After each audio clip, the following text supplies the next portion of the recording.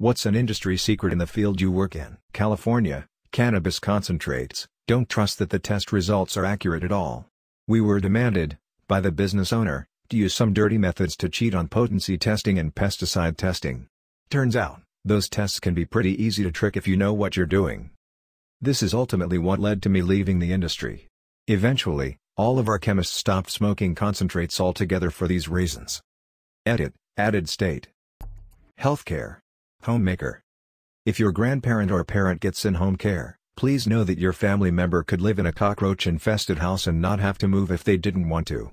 It's not up to the company to give your loved ones environmentally safe places to live, it's up to the family. They can certainly try to persuade, but they can't force. Why do I know this? Because I've been to the cockroach-infested house where an 80-year-old woman lives. I have a mentally ill client that put bleach in his dog's water to help with its breath. I have a client who never cleans his cat box. I have a client who has a caved-in ceiling. I've called it in, but there is no help from the company. All they say is, there's nothing we can do. It's up to the family members. It's a sad thing because there are so many family members and friends who really don't give a shit how some people are living. Sure, they'll visit. But do they clean the litter box? Do they make sure there are no cockroaches? Do they make sure the house is stable and not falling apart? Nope. They say they care and that they love the person, but they don't care enough to make sure they live in a healthy environment. It really worries me, because if I imagine my own mother having such a deteriorated mind and there were no other family members to help her, she could live in a run-down, cockroach-infested house if she was stubborn enough. It frustrates me, because whereas the client does have rights, should they really have the right to live somewhere where their health could be at risk? Where their caregivers could be at risk as well? I was a home care manager. APS is next to useless. I had to call them because my agency had a client living without heat, eating expired frozen dinners, wearing ratty clothes, while his piece of crap daughter-in-law bled him for private school tuition for her 3 kids. The caregiver called me near tears because this poor old man wouldn't even refill his meds, lest the children go without school money. APS told the family the caregiver had reported. Name and everything. And the situation continued. Only now my agency was fired and a crappier one that would look the other way was hired. I had clients living with rodent infestations, with abusive boyfriends, with mountains of trash. As long as there's a fire exit, no one cares. If you want to know who the most marginalized, mistreated group of people in society is, it's developmentally disabled adults with no family to advocate for them. Their home care agencies have pretty much full control over their lives, over whether they will go visit a park or a zoo or out for a walk, or whether they will decline in some cluttered apartment and die weighing 300 pounds because it was easier to feed them treat than to mentally stimulate them. It's bleak. People place a lot of faith in CPS and APS. The reality is, they don't have the resources or a motivation to handle 90% of complaints. I'm the receptionist for an IT company. Being able to translate the whole system has gone fluid to steps like, "Are there any error messages? And what were you doing when this happened?" is a pretty needed skill. Note: if you are not tech savvy, and your computer has an error code, take a picture with your phone or write it down, it's extremely helpful. If you don't have tech help on standby, you can often Google it and see what the problem is. Before that I worked phones at a hardware store. It's surprisingly similar advice. Take pictures, especially any codes on hardware pieces. A huge portion of online reviews, ratings, social media presence, etc. that you see for any given company are fake, paid for, or done by multiple accounts controlled by us. This includes a company's Glassdoor page, fake reviews about how great it is to work there so that the million negative reviews don't crush their page. I'm not saying it's every company out there, but it's been a lot of the ones I've worked for. Source: I'm copywriter. What is ethics? I surely don't know anymore. I have a story related to this. I was working for a large specialized manufacturer where virtually every order for parts/service would be in the tens of thousands of dollars with the average order closer to $1 million. A customer needed to purchase 4 bolts. Just normal steel bolts. Person following internal guidelines tacked on all this overhead, bolts came up to several $1,000s. The employee had no idea what bolts cost, and assumed the guidelines were right. The customer, not being an idiot, kept pushing back. This went on for several months. Eventually it got escalated high up in our company to someone who had the authority to approve $1 billion in spending, who was being asked to intervene on 4 bolts. I was a native speaker and the company was not a native English-speaking one, So this eventually fell to me as I got forwarded months of correspondence. It went something like this. Employee, here is the estimate for the 4 bolts. Customer, here is a link to 4 bolts of the same size for $20 with shipping. Employee, our bolts are $10,000. Customer, yes, but why are they $10,000? We need to purchase from you to maintain our warranty, but we cannot understand the price difference. Employee, here is a technical sheet for the bolt. Customer, yes, I agree they are bolts. This does not explain why they are $10,000. Employee, here is a technical document from R&D describing the features of the bolt. Customer, yes, we know how bolts work. This does not explain why they are $10,000. Customer, yes, I agree they are bolts. This does not explain why they are $10,000.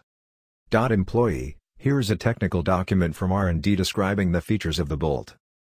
Customer, yes, we know how bolts work. This does not explain why they are $10,000. Employee, I have negotiated with my manager, we are willing to sell you the bolts for $8,000. Customer, again, these are 4 bolts, they should not cost anywhere near that much. Employee, we have given you a $2,000 discount and are no longer making profit, I cannot offer you a larger discount. Customer, these are 4 bolts that cannot cost you more than a few dollars to make.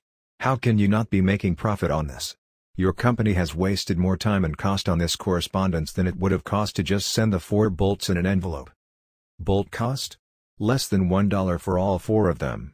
I sent them for free and had to justify the $8,000 loss to management. Thankfully the management was not quite as dumb as the employee wasting 3 months of their time on back and forth about a bolt. I seriously wonder how much time was wasted creating documentation to justify the price of this bolt. There was a department-wide email afterwards explaining how bolts work and that they should not cost as much. No change to the overhead policy for small orders though. I'm a dentist. Here's the lowdown on toothpaste. As long as it has fluoride they are all basically the same. When I was in dental school the Colgate lady came by and said that everything that says Colgate Total on it is all exactly the same, the only difference is the packaging. So whether it says whitening, or gum protection, or whatever else it is all exactly the same. The exception is sensitivity toothpaste typically does have an extra active ingredient. KNO3, which helps with sensitivity. Don't ever feel obligated to buy the expensive toothpaste because you think it will be better for your teeth, just buy whatever you like best. Library worker here, the majority of donations we receive do not end up in circulation, on our shelves, no matter how much you demand we put them there once they're donated. The reason why this is because we only add items to the collection that we think will circulate, be checked out. Most libraries get funding based off of statistics. We don't want to waste shelf space on items that people aren't checking out, as it won't improve our stats. So, unless the donated items are brand new, or by popular authors we will not add them to the collection. We will also weed unpopular items from our collection with extreme prejudice for this reason, much to our patrons' horror.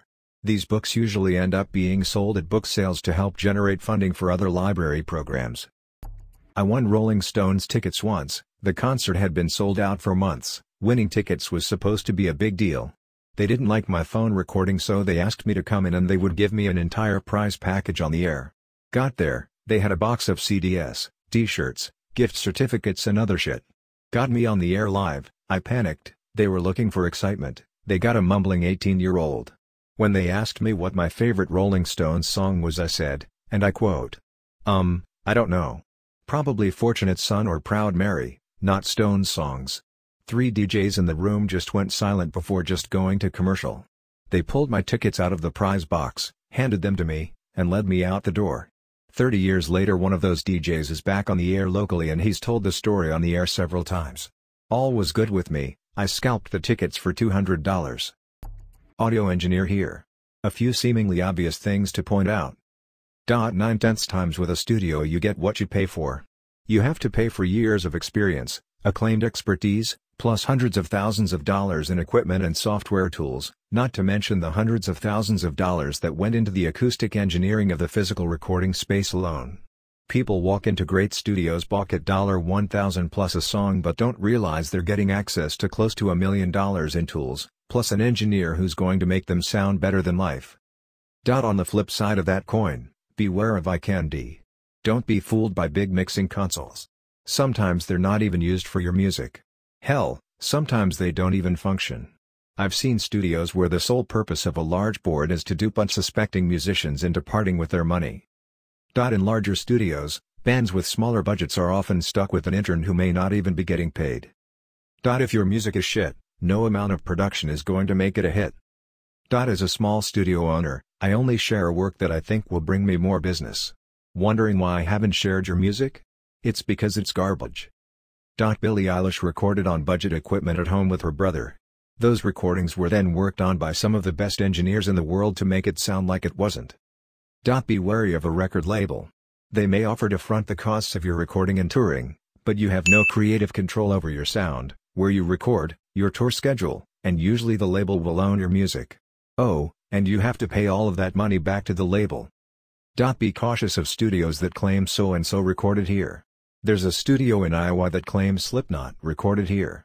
And while it's true, Slipknot did record in that building, it was a different owner, different engineers, and some different equipment. You're not going to sound like Slipknot by recording there, sorry.